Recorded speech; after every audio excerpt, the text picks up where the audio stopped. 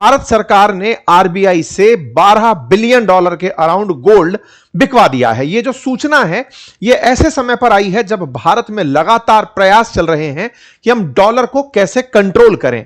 चर्चा में मतलब आग में घी का काम किया इस सूचना ने कि गोल्ड के बदले हमने डॉलर बाजार से खरीदे हैं। यह जब बात निकल कर आई तो यह निकलने वाला जो सोर्स था वो ब्लूमबर्ग नाम का एक संस्थान जो कि न्यूज में इकोनॉमिक्स की खबरों में, बाजार की खबरों में काफी प्रतिष्ठित माना जाता है, उस हैंडल से इस तरह की खबर लिखी गई। खबर इस तरह से थी कि Indian central bank may have offloaded, may have लगाकर, हमारे देश की राजनीति में तो जंगल में आग कैसे बनती है उसमें यह शब्द का बड़ा योगदान है, लेकिन कोई शायद इसे गहराई से देखे, ऑफलोडेड की शायद ऑफलोड कर दिया गया है एक portion of gold holding to shield its foreign currency asset from cascading fallout of Iran war. Iran war के चलते इस तरह से हुआ है। ब्लूमबर्ग ने आज जिस तरह से यह घटना 2 तारीख को दुनिया के सामने रखी, इससे लोगों के जहन में 1991 वाली घटना चली आई। 1991 में भी खबर थी कि भारत ने सीक्रेटली 21,000 किलो अपना जो गोल्ड है उसे एयरलिफ्ट किया था, क्योंकि उस समय पर गल्फ में खाड़ी देशों में जो युद्ध हुए थे उसके चलते हमारे यहां पर ऑयल की क्राइसिस हो गई थी। असल में हम गोल्ड बेचने की खबर सुनते कब हैं? जब हम कोई भी विदेशी वस्तु खरीदने के नाम पर डॉलर नहीं रख पाते।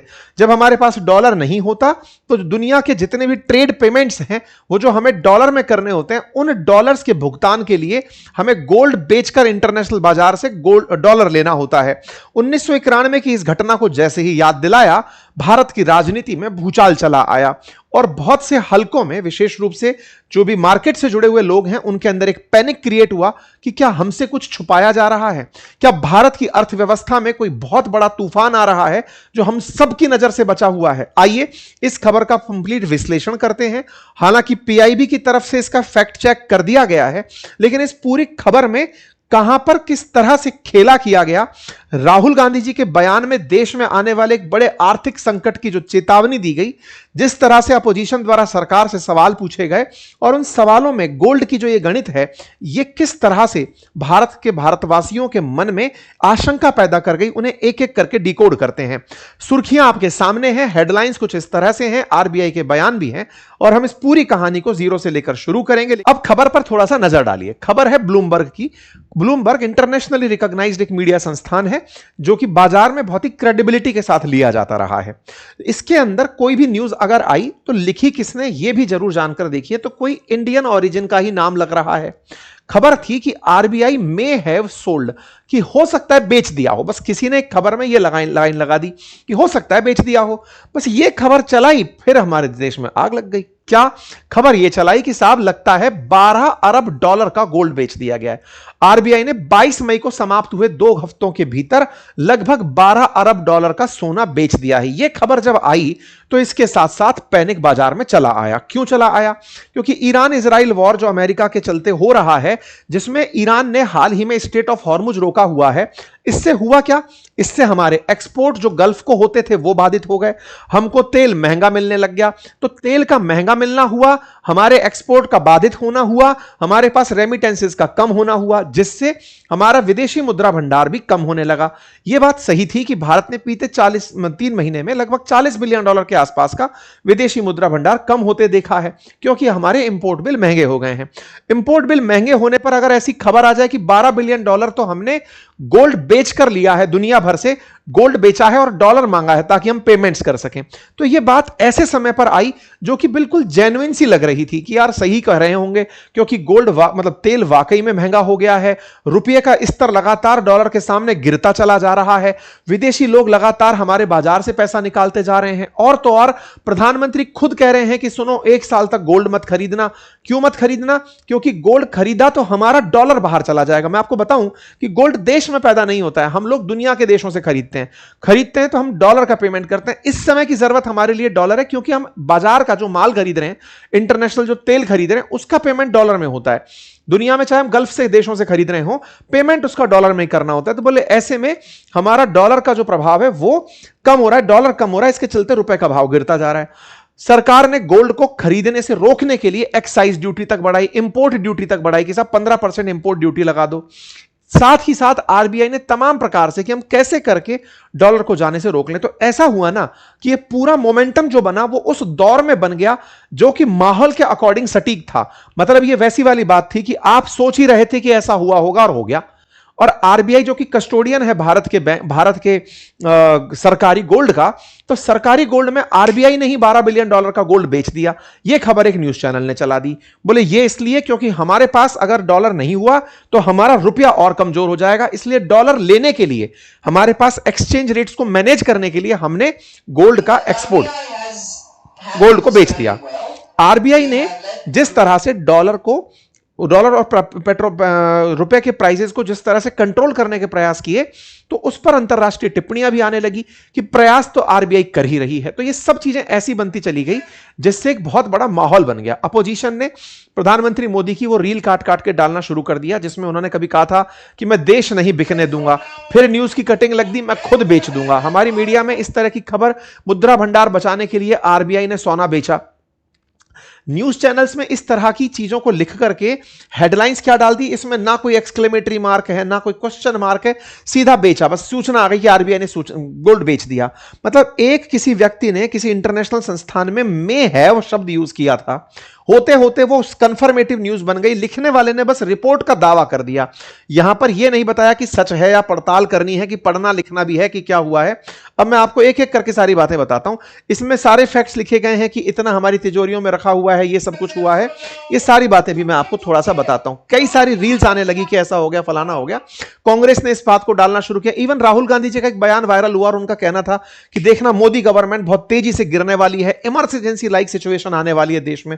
अरविंद केजरीवाल जी पूछ रहे हैं कि भैया सरकार वालों अगर वाकई में कुछ ऐसा हुआ है तो बता दो, मोदी जी आप तो झोला लेके चल पड़ोगे, हमारा क्या होगा? सरकार से सवाल किए जाने शुरू हुए। आइए अब इस बात को पूरी तरह से डिकोड करते हैं। आरबीआई ने इसका क्या जवाब दिया वो बताते हैं। 2 तारीख की एक खबर आई, 3 तारीख को आरबीआई ने अपनी तरफ से गोल्ड रिजर्व पर पूरी अपनी एक स्पष्टीकरण दिया।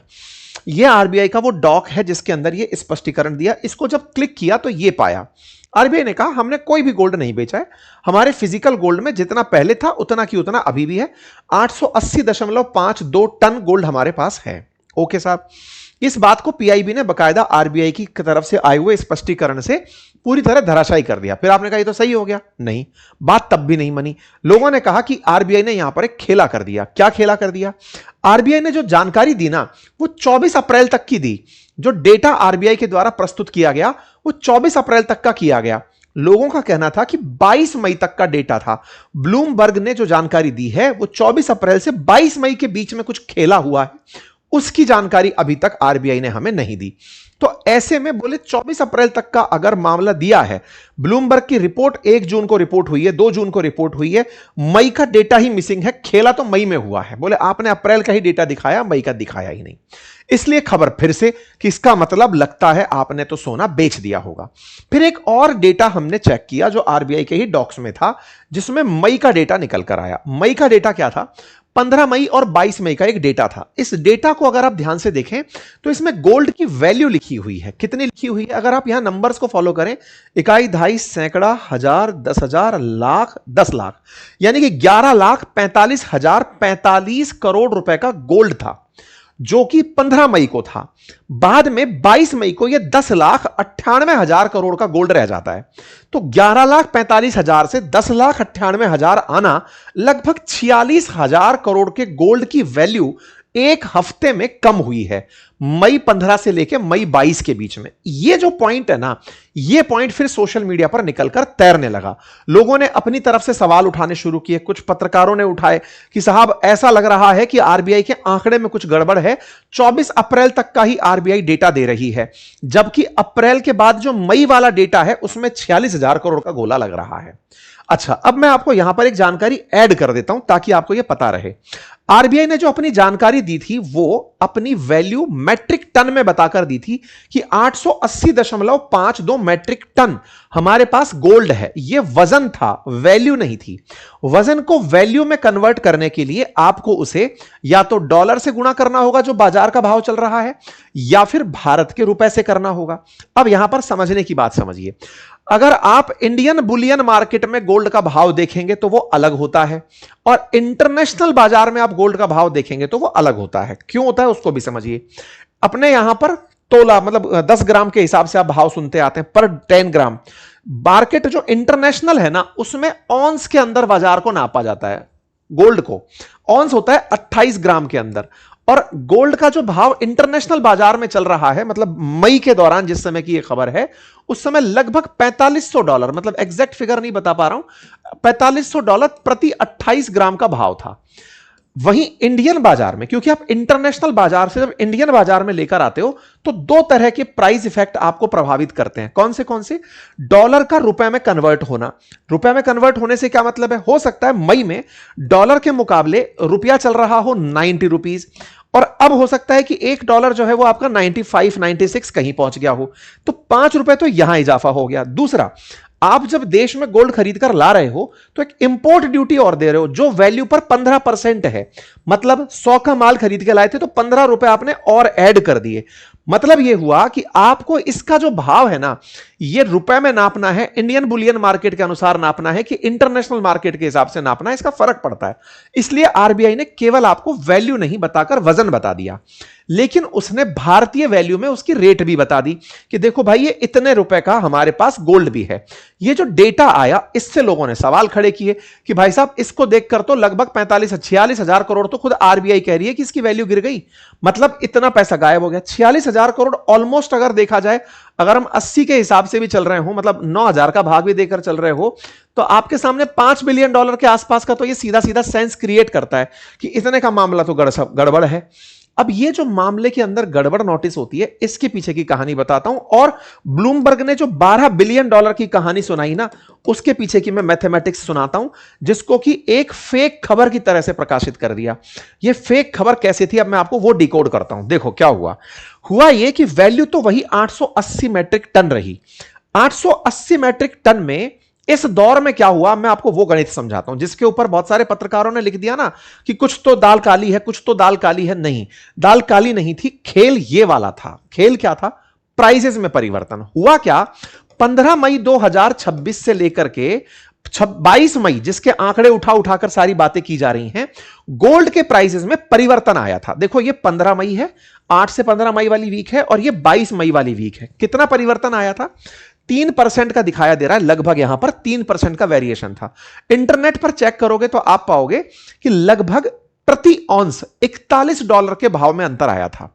मतलब इस हफ्ते में प्रति ऑन्स यानी कि 28 ग्राम इंटरनेशनल मार्केट में जो भाव था, उसके अंदर $41 प्रति 28 ग्राम भाव का अंतर आया था। वो जो $41 है ना, वो 28 ग्राम पर है।